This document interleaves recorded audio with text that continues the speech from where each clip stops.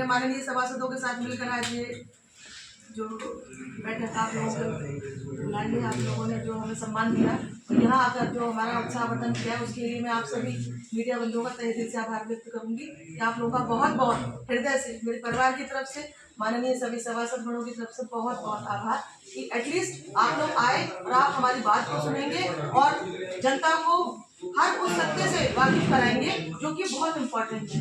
तो भैया ने पूछा कि आज कैसे बैठक बुलाइए, तो जो विगत कई दिनों से जो चल रहा है उथल पुथल और जो गमियाँ चल रही है, उसको मद्देनजर देखते हुए मेरे पास भी, मेरे बच्चों के भी टेलीफोन आए, उससे पूछा गया कि ये क्या मम्मा ये क्या हो रहा है। तो एक तो थोड़ा सा मुझे थोड़ी प्रसन्नता हुई कि जब कोई आदमी तेजी से आगे बढ़ता है, कोई अच्छे कार्यों में अपने आप को इंटरेस्ट लेने लगता है, और हमारे सभासद बहुत युवा है, समझदार है, कुछ उसमें बहुत अनुभवी है, उन सब लोगों के सपोर्ट से वाकई काम हो रहा है। तो उन कामों में विघ्न डालने के लिए जो किया गया वो निश्चित रूप से मैं कह सकती हूँ आप लोगों के चैनल के माध्यम से वो प्री प्लान्ड था, प्रायोजित था। ज्यादा अटेंशन मैं किसी को नहीं दूंगी, बस इतना ही कहना चाहूंगी कि कृपया जनता जनार्दन से ये निवेदन करूंगी कि मेरे सभासदों के साथ मिलकर हम लोग जो अच्छा कार्य कर रहे हैं, हम लोगों को सहयोग करें, और जो कार्य हम कर पा रहे हैं अच्छी तरीके से, अगर आप लोगों का सहयोग नहीं मिलेगा, हमारे मीडिया बंधुओं का और हमारे जनता जनार्दन का सहयोग नहीं मिलेगा, तो हम उन कार्यों को करने में असमर्थ रहेंगे। मैं पूरी तरह से, मैं और मेरे सभासद पार्टी के प्रति निष्ठावान हैं, बहुत ही समर्पित हैं, और दावे से कह सकती हूँ मैं और मेरा परिवार तन मन धन से आजीवन पार्टी की सेवा करेगा और हाथरस की सेवा करेगा। ये आज आप बेधड़क छाप सकते हैं, क्योंकि आपने देखा होगा जब से मेरी सासू माँ ब्लॉक प्रमुख निर्विरोध बनी थी, उस समय भाजपा की स्थिति कहाँ थी और आज कहाँ है। लेकिन पार्टी ने हमें सम्मान दिया है, उस सम्मान को मद्देनजर रखते हुए कोई कुछ भी कह ले, मैं और मेरे परिवार का खून का एक एक कतरा पार्टी के लिए और हाथरस वासियों के लिए हमेशा समर्पित रहेगा।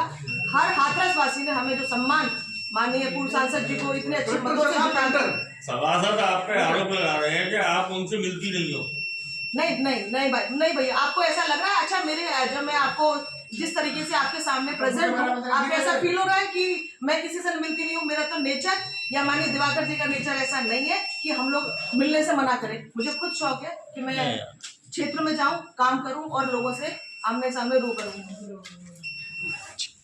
ये कि सभासदों का आरोप है कि ये उनके साथ अभद्रता होती है और मारपीट कराई जाती है और उनको जेल भिजवाने की धमकी दी जाती है, तो क्या इसमें सत्यता है जो उनके आरोप हैं लगाए? बिल्कुल निराधार है ये आरोप भैया, बिल्कुल निराधार है, बिल्कुल।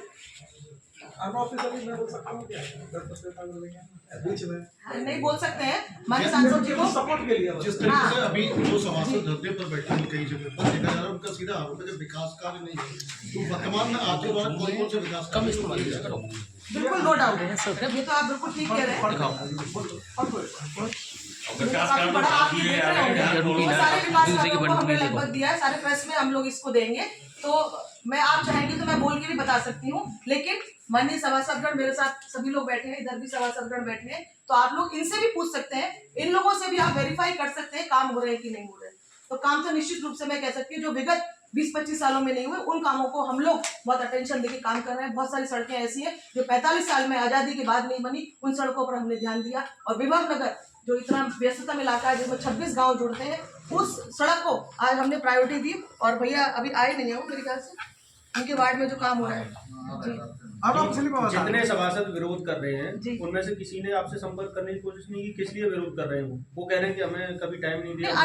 नहीं, अनैतिक रूप से अनऑफिशियली बीच में बोलते थोड़ा सा, जो सभासद कुछ विरोध कर रहे हैं, कुछ बोल रहा हूँ मैं, बाकी लोगों को भड़का दिया। 6-7 सभासद है और वो 6-7 सभासद हमारे यहाँ पूर्व पालिका अध्यक्ष, उनकी ट्रैक्टर एजेंसी पर जाके फाइनेंस होके ये काम कराया गया है। मैं सीधे सीधे आरोप लगा रहा हूँ, वहाँ से चलते हैं। मीडिया कर्मियों को भी मालूम है ट्रैक्टर एजेंसी पर वर्तमान सभासद क्यों जाएगा, वहाँ से फाइनेंस है।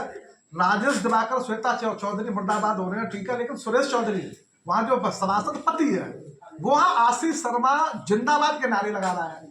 तो ये सारी चीजें अगर प्रायोजित नहीं है तो आशीष शर्मा जिंदाबाद के नारे क्यों लगे, अन्य आदमी के क्यों नहीं लगे? ये हमारे पास में एविडेंस और प्रमाण है कि ये सारी चीजें प्रायोजित है और प्रायोजित करने के लिए, छवि धूमिल करने के लिए, क्योंकि उन पर बहुत सारी जांच चल रही है।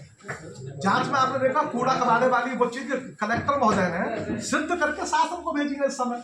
और यही नहीं, इससे पहले 13 बिंदुओं पर पानी घोटाले से लेके सारे घोटालों के ऊपर 13 बिंदुओं पर जांच सिद्ध हुई है। उन सबसे बौखला के, क्योंकि इस समय नगर पालिका अध्यक्ष श्वेता चौधरी है, जो रिपोर्ट जा रही है वो श्वेता चौधरी नगर पालिका अध्यक्ष के हस्ताक्षर से रिपोर्ट होकर कार्रवाई हो रही है। तो उनसे चिढ़ के मैं उसमें सीधे कह सकता हूँ कि कुछ ब्राह्मणवाद भी है। मैं सीधे सीधे विभाग बोलता है, ब्राह्मणवाद में पैसे फाइनेंस करके सभासदों को बरगला कर और ये कृत्य कराया जाए। दूसरा ये श्वेता चौधरी के कार्यकाल में पिछली बार आपने देखा होगा सीमेंटेड रोड नहीं बनी है। घंटाघर से आप देख रहे होंगे वहां हमारी सीमेंटेड रोड का काम शुरू हो गया है। हमारे जामा मस्जिद से चावल गेट तक वहां सीमेंटेड रोड शुरू हो गया है।